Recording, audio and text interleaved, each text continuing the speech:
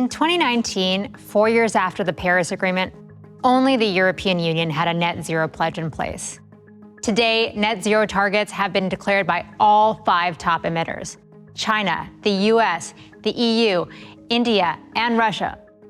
Although Russia's commitment seems dubious at best. Following through on those commitments, a flurry of high-impact policy has passed. In 2020, the European Green Deal paved the way for a substantial tax on carbon-intensive imports. In 2021, China, the world's largest emitter, imposed an emissions trading scheme on its power sector.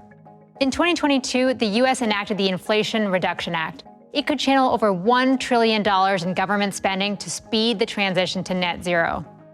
Yet, despite this historic progress, the world remains off course. By 2030, we could be facing an emissions gap, the difference between what we're cutting and what we need to cut, of 20 billion tons of greenhouse gases.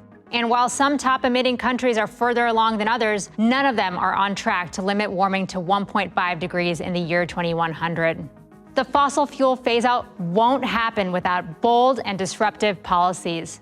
So which policies will make the biggest difference? 1. A meaningful price on carbon. A price or tax on carbon is the most cost-effective way to cut emissions, and it's gaining traction worldwide.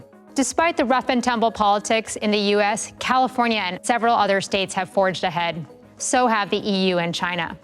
As of 2023, 22% of global emissions were covered by carbon pricing policies, up from 13% in 2019. That's progress.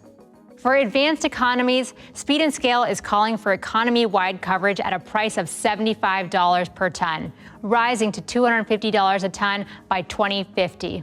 The second big policy is subsidies. To boost wind and solar, we need to end the $1 trillion of global annual fossil fuel subsidies, which have only grown since Russia invaded Ukraine. Weaning the world off fossil fuel subsidies will be hard and complex work. And as we phase out these backward incentives, we must also guarantee that cheap, clean energy is made available to all. The last big policy is methane. Piggybacking on countries' commitment at COP26 to cut 30% of methane emissions, oil and gas companies made a limited 2050 commitment at COP28 in Dubai. But with methane emissions still rising, these pledges don't go far enough or fast enough. Solutions exist today to eliminate the bulk of these emissions, and they need to be implemented now. From lost homes to vanished economic opportunities, climate-linked weather events are devastating people's lives around the world.